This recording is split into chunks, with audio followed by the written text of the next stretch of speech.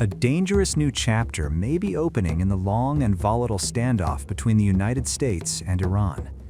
Behind closed doors in Washington, officials are weighing precision strikes on what are described as high-value Iranian figures, senior officials and military commanders allegedly linked to the brutal suppression of recent anti-government protests. Sources familiar with the discussions describe them as fractured, tense, and deeply unsettled, with no clear consensus on how far is too far. Iran has just emerged from weeks of violent unrest. Protests spiraled into deadly clashes across the country, leaving thousands dead, including demonstrators and security personnel. Tehran has squarely blamed foreign powers for fueling the chaos. Its leadership claims victory, insisting the state has crushed the uprising and defied outside pressure. But calm on the streets has not eased tensions beyond Iran's borders. The United States has begun assembling a formidable military presence nearby. A massive naval buildup, including an aircraft carrier strike group, now looms within striking distance. The message is unmistakable. Washington wants Tehran to know its options are very much on the table. The president has acknowledged the situation remains fluid, neither ruling out action nor committing to restraint. This ambiguity is deliberate, but inside policy circles, the central fear is retaliation. Any strike, even a limited one, could unleash consequences far beyond its intended targets. Iran has issued blunt warnings against any miscalculation. Senior officials have signaled that U.S. bases across the region would be fair game if Iran is attacked.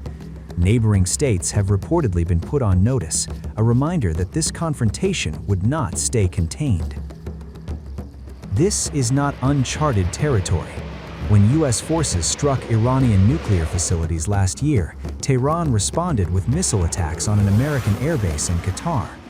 The damage was limited, but only because advance warning was reportedly given. That restraint may not be repeated. What makes this moment especially volatile is uncertainty.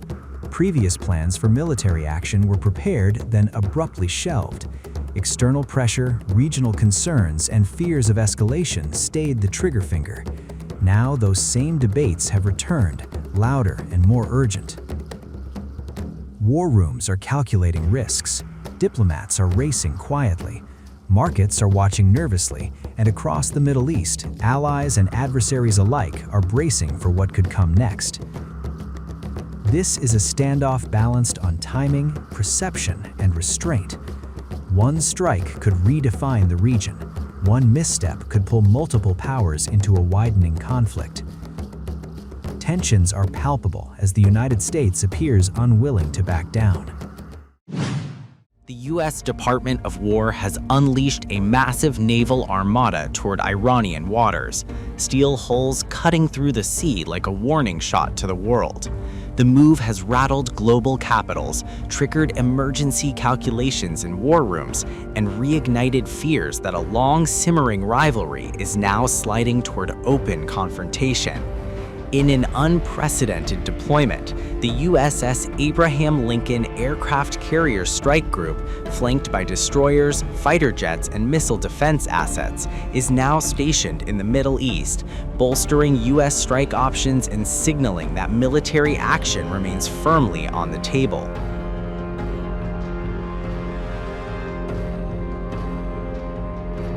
In a revealing interview with Axios, U.S. President Donald Trump confirmed that he has dispatched what he called a big armada of U.S. naval power toward Iran, a force he says is even bigger than the armada previously deployed off Venezuela, underscoring Washington's readiness to act if necessary.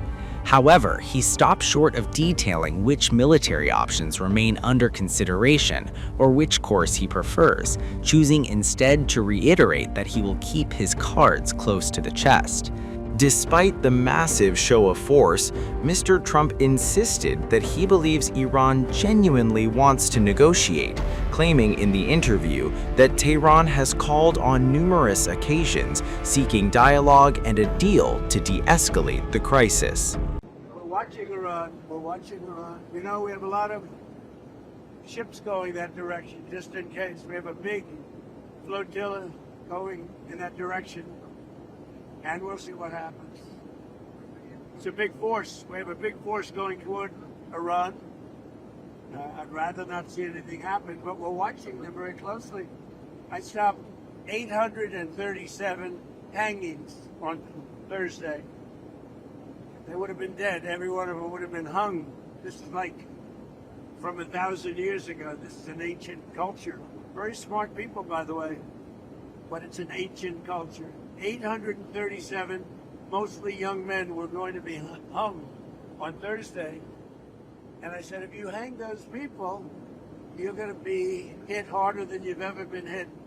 It'll make what we did to your Iran nuclear look like peanuts. And an hour before this horrible thing was going to take place, they canceled it. And they actually said they canceled it. They didn't postpone it. They canceled it. So that was a good sign. But we have an armada. We have a massive fleet heading in that direction. And maybe we won't have to use it. We'll see. The carrier and accompanying warships arrived amid rising tension over weeks of harsh crackdowns on anti-government protests in Iran, where rights groups say thousands have been killed in violent unrest. Despite the massive show of force, the White House insists that diplomacy is still a viable path, with the president claiming that Tehran has on numerous occasions expressed a willingness to talk and strike a deal, a remark that has stunned analysts given the scale of the recent crackdown.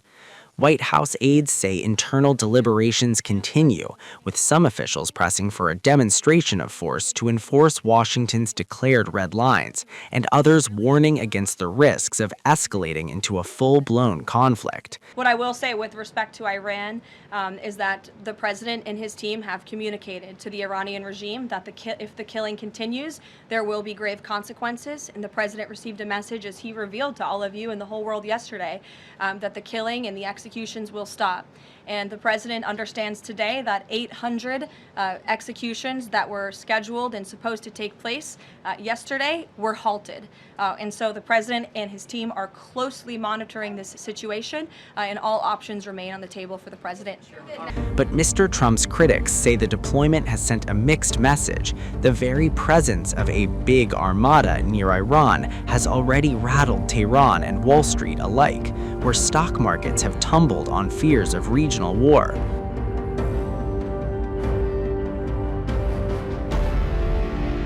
Inside Tehran, hardline elements of the Islamic Revolutionary Guard Corps have issued stark warnings, declaring their forces more prepared than ever with their finger on the trigger and vowing painful consequences should the US or allied nations strike. Iranian officials have further stressed that any attack would be treated as an all-out war, a declaration that has reverberated throughout the Middle East and prompted neighboring states to urge caution. No one, whoever they may be, is going to succeed in leaving even the slightest mark or impact on the iron will and steadfast determination of Iran in its fierce and valiant defense of the very essence and sovereignty of Iran. We possess both the will and the complete capability to defend Iran, relying on the unwavering support of our people and the extensive experience we have gained over these past decades. Therefore, we, the armed forces of the Islamic Republic of Iran, are carefully monitoring every movement, every development, and at the same time will not hesitate to take any necessary action.